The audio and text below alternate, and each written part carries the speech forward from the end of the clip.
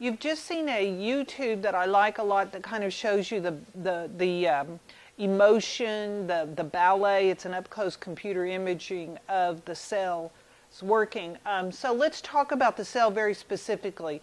The function dictates form, and you're going to hear me say that a bunch.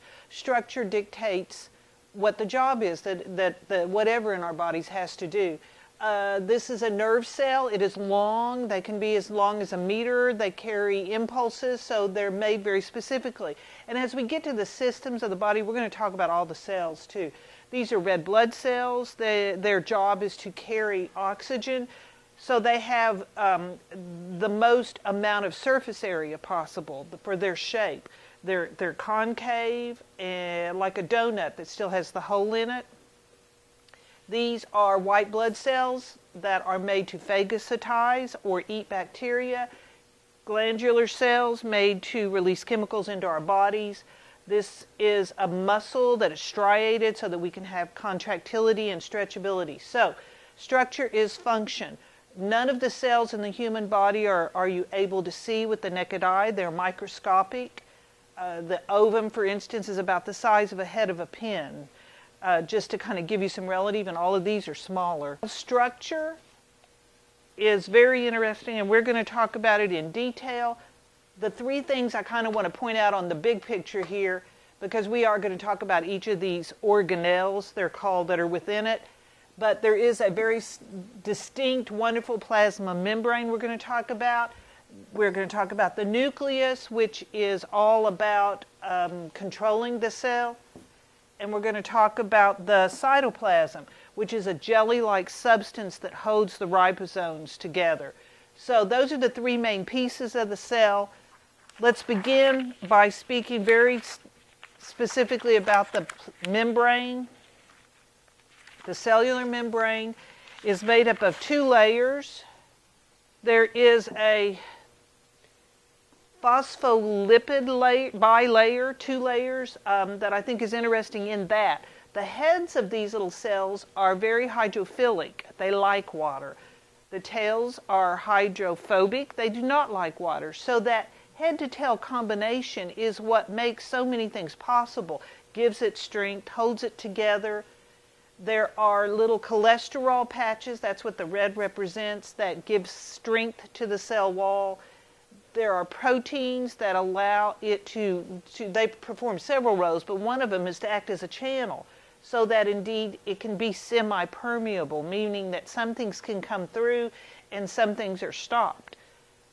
There are carbohydrate chains attached to some of the proteins, so protein plays a variety of roles in the cell wall.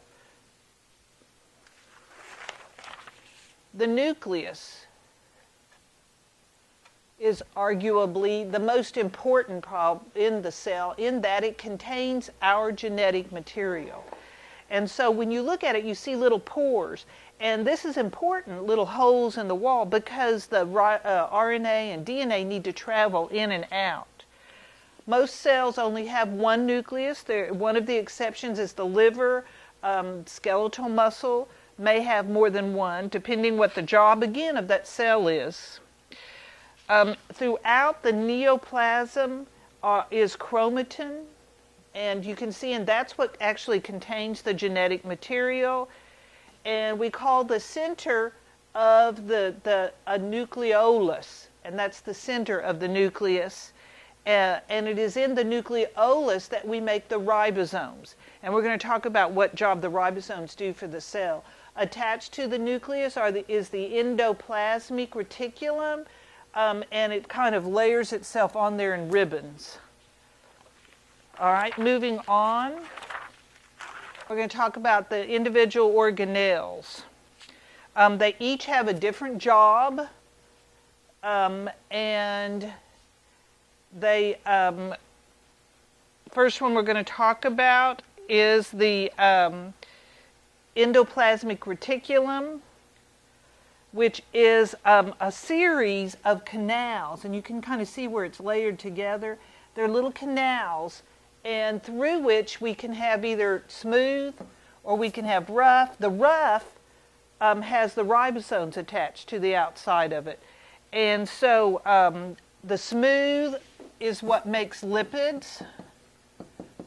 Its main job is to make our fats in our body, and the rough ribosomes make our protein, help us synthesize protein.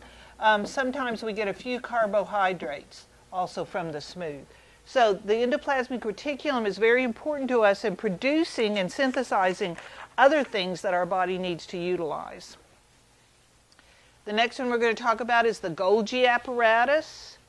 The Golgi apparatus receives proteins from the endoplasmic reticulum, and so this picture is showing you that relationship. They need each other to survive. The proteins pass through the sacs on the Golgi apparatus. They go through some changes on the way, and they get to the surface of the cell. They go through some changes, and then they're transported to the surface of the cell where they're released. So you can see here that there's some secretory vesicles, and so this vesicle, it just gets bigger and bigger, and finally it releases what's in it to come out. So this Golgi apparatus then is taking stuff from the rough endoplasmic reticulum, transporting it, synthesizing it, changing it, and then shooting it outside the cell. So it's very important.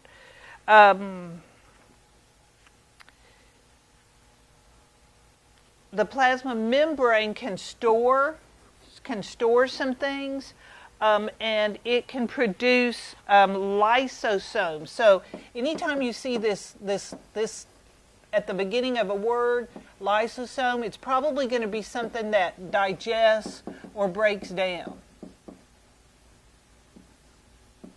So this is being stored and produced by the Golgi apparatus and then stored in the membranes. The next one we're going to talk about is the mitochondria.